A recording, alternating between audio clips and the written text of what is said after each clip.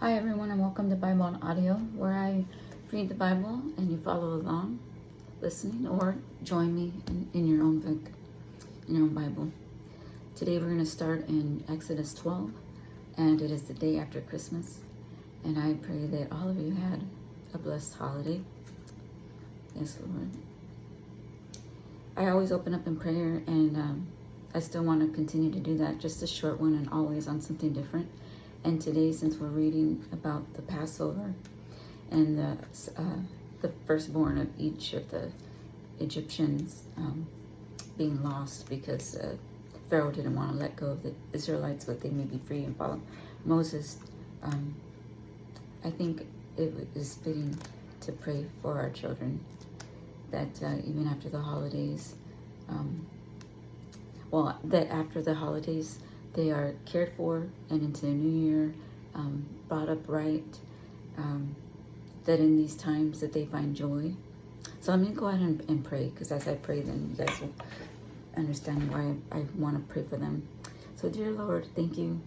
Thank you for this opportunity of being in your word. Thank you for the listener.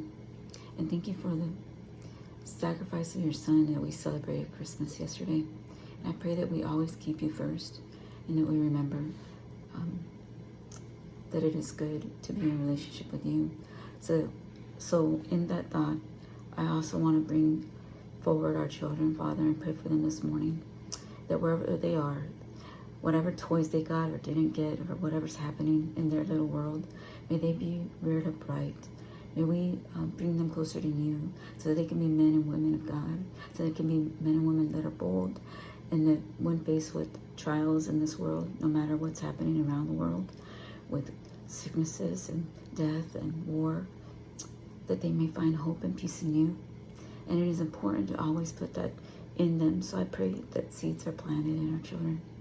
I pray that we take more time to be in a relationship with you, and that the reader and I today hear your voice and your message, that we go closer to you, that we understand your word, and that we may be able to share it, Lord, not just with our peers, but with our children. Thank you, Father, for the blessing of family. It is in your name I pray. Amen. Okay. I thought that was important, since we left off on the death of the firstborn in chapter 11. So let's keep going. The Passover instituted in chapter 12. Now the Lord spoke to Moses and Aaron in the land of Egypt, saying, This month shall be your beginning of months.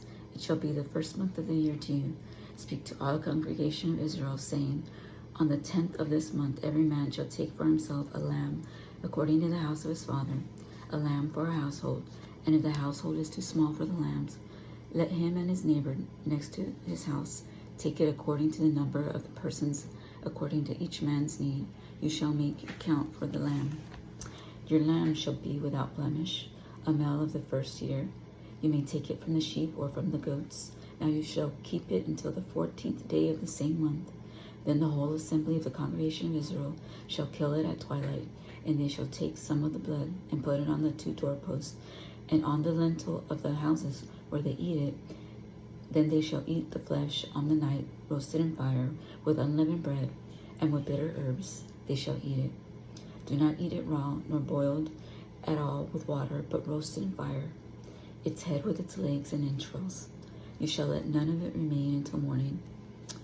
And what remains of it till morning you shall burn with fire, and thus you shall eat it, with a belt on your waist, your sandals on your feet, and your staff in your hand.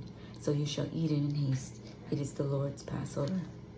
For I will pass through the land of Egypt on the night, and will strike all the firstborn in the land of Egypt, both man and beast, and against all the gods of Egypt I will execute judgment. I am the Lord.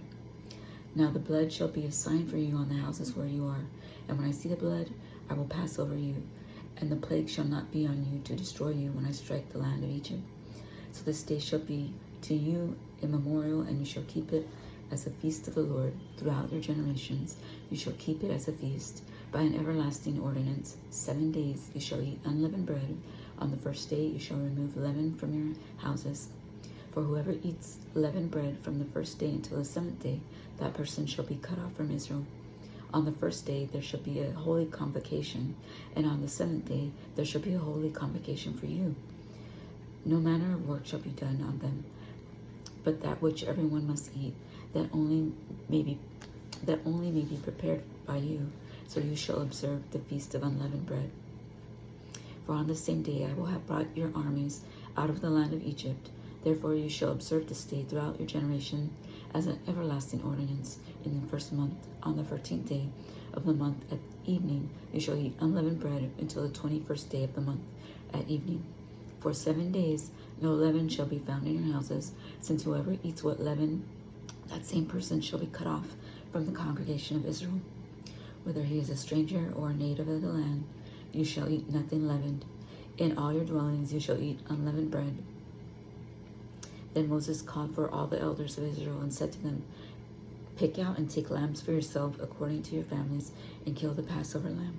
And you shall take a bunch of hyssop, dip it in the blood that is in the basin, and strike the lintel and the 2 doorposts with the blood that is on the basin. And none of you shall go out of the door of his house until morning. For the Lord will pass through to strike the Egyptians, and when he sees the blood on the lintel and on the 2 doorposts, the Lord will pass over the door and not allow the destroyer to come into your houses to strike you.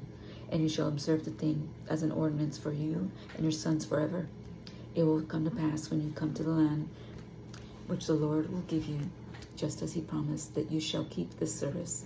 And it shall be when your children say to you, what do you mean by this service? That you shall say, it is the Passover sacrifice of the Lord, who passed over the houses of the children of Israel in Egypt, when he struck the Egyptians and delivered our households. So the people bowed their heads and worshipped.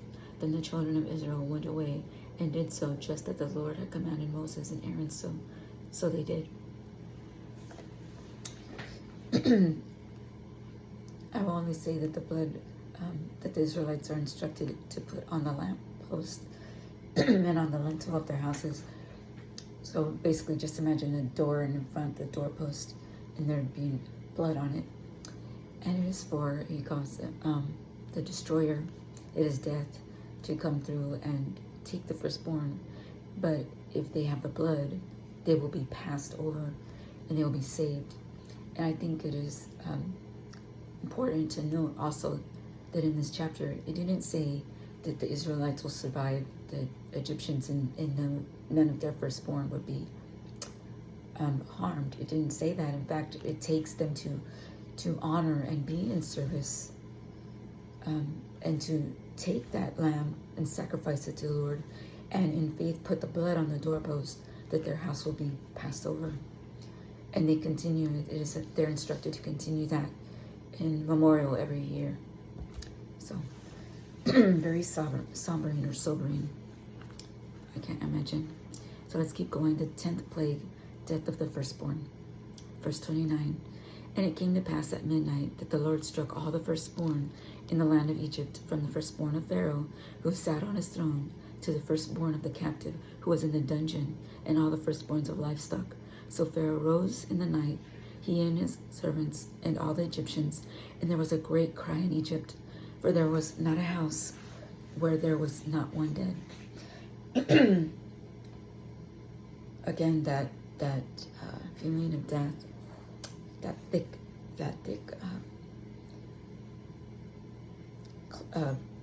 covering, like a blanket. I can only imagine.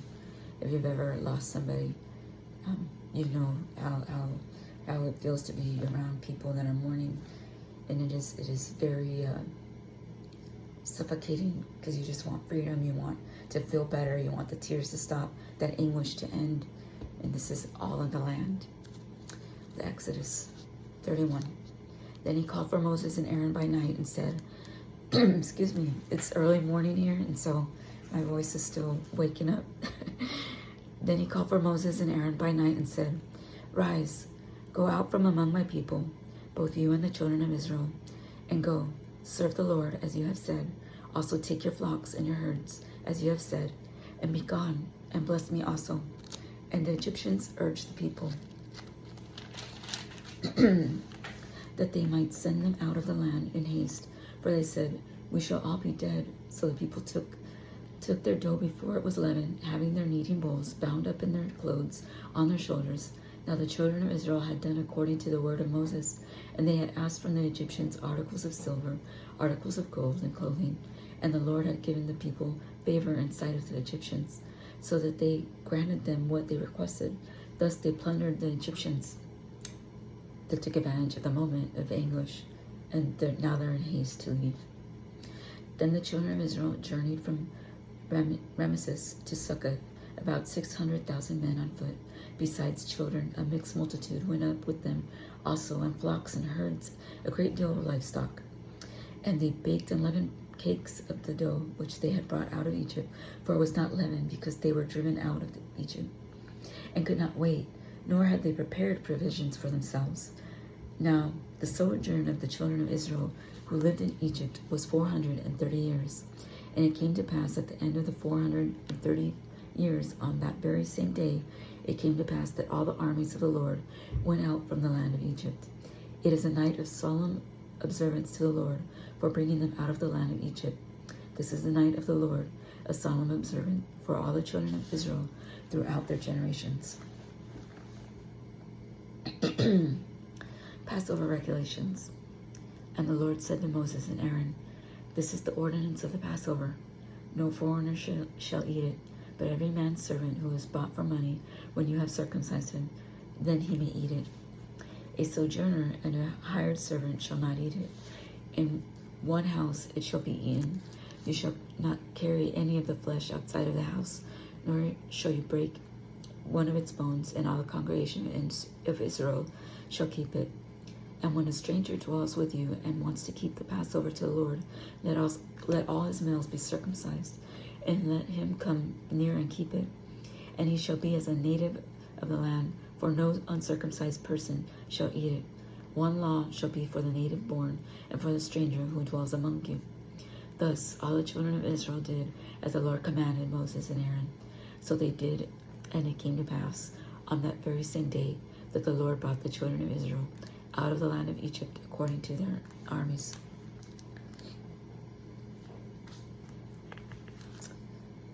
That was chapter 12. I hope you were able to follow along. All it's saying is in their new redemption. Well, I shouldn't say all. They're saying a lot. There's a message in all of it. But the foreigner. So I bring that up because it wasn't just Israel and Egypt. There were also other lands and other people. But before they can cohabitate, live with the Israelites that had just been driven out of Egypt, seeking freedom, or from the Egyptian, from Pharaoh, they must be circumcised, them and their people, so that they're basically it is a sign that they are in agreement with, and then they can follow along, but not until circumcision. Okay, the firstborn consecrated. We'll go ahead and keep reading. 13. Then the Lord spoke to Moses, saying, consecrate to me all the firstborn, whatever opens the womb among the children of Israel, both of man and beast, it is mine. And Moses said to the people, remember this day in which you went out of Egypt, out of the house of bondage, for by strength of the hand of the Lord brought you out of this place. No leavened bread shall be eaten.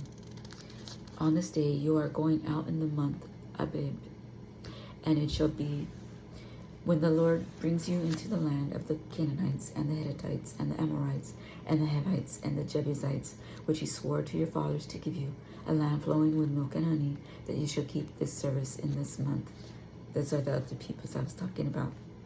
7 days you shall eat unleavened bread, and on the 7th day there shall be a feast of the Lord. Unleavened bread shall be eaten 7 days, and no leavened bread shall be seen among you, nor shall leaven be seen among you in all your quarters. And you shall tell your son in that day, saying, this is done because of what the Lord did for me when I came up from Egypt. It shall be as a sign to you on your hand, and as a memorial between your eyes, that the Lord's law may be in your mouth. For with a strong hand the Lord had brought you out of Egypt. You shall therefore keep this ordinance in its season from year to year. So that those very first 7 days of the memorial, they're eating unleavened bread to remember that they left Egypt in haste. So they had no time to to get the dough ready. So that's why it's unleavened. But after the 7 days of that memorial, then they are to go ahead and eat leavened bread. So unleavened to leavened, and it just the detail which goes into it, I just like to point it out. The law of the firstborn. And it shall be when the Lord brings you into the land of the Canaanites, as he swore to you and your fathers, and gives it to you, that you shall set apart to the Lord all that open the womb, that is every firstborn that comes from an animal which you have, the males shall be the Lord's, but every firstborn of a donkey you shall redeem with a lamb. And if you will not redeem it, then you shall break its neck, and all the firstborn of man among your sons you shall redeem. So it shall be when your son asks you in the time you come, saying, What is this? That you shall say to him, By strength of the hand of the Lord brought us out of Egypt, out of the house of bondage. And it came to pass, when Pharaoh was stubborn about letting us go, that the Lord killed all the firstborn in the land of Egypt, but the firstborn of man and the firstborn of beast. Therefore I sacrifice to the Lord all males that open the womb, but all the firstborn of my sons I redeem. It shall be as a sign on your hand, and as frontlets between your eyes, for by strength of the hand of the Lord brought us out of Egypt. So the ceremonies, if you will, of the sacrifice are because it was such a great deliverance to bring them out of that bondage. It took so much of, well, you saw all the plagues for him to have to show that much power and that much punishment to Pharaoh. I mean, you could imagine how full of hate he must have been, what kind of king he was to oppress the Israelites how he did, that it took that much might from God to deliver them out of Egypt. So he doesn't want them to forget it, so he doesn't have to do it over again. The wilderness way. Again, these are my commentaries. 17. Then it came to pass, when Pharaoh had let the people go, that God did not lead them by way of the land of the Philistines, although that was near, for God said, lest perhaps the people change their minds when they see war and return to Egypt. So God led the people around by the way of the wilderness of the Red Sea, and the children of Israel went up in orderly ranks out of the land of Egypt. And Moses took the bones of Joseph with him, for he had placed the children of Israel under solemn oath, saying, God will surely visit you, and you shall carry up my bones from here with you. So they took their journey from Succoth and camped in Etham at the edge of the wilderness. And the Lord went before them by day in a pillar of cloud to lead the way, and by night in a pillar of fire to give them light, so as to go by day and night. He did not take away the pillar of cloud by the day, or the pillar of fire by night from before the people. So he stays with them. So even after all that he showed his might to the Egyptians, he comes right back and shows such mercy and grace and love by being with them in the wilderness. So this is their start of Exodus before the Red Sea crossing, which is in 14, and we'll read on in my next recording.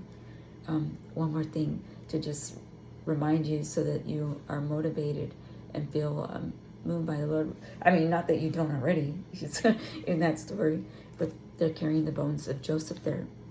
Remember, if you forget, the Israelites had to sell themselves to the Egyptians because of the famine before that. Remember, we're talking about Joseph and Jacob, and just that great story all in itself, and then how it led to them selling what they could. They bartered, then they sold their land, and then they sold themselves, and that's how they became servants of Pharaoh. And now we're going to be reading about their exodus through the desert. I pray that you are well. I pray that you give your firstborn and all your children a big hug and kiss, and just let them know that you love them. And if you don't have children, I'm sending you a big hug and a kiss and saying God bless you, because you are God's child, and because of that, he loves you. All right, take care. Bye.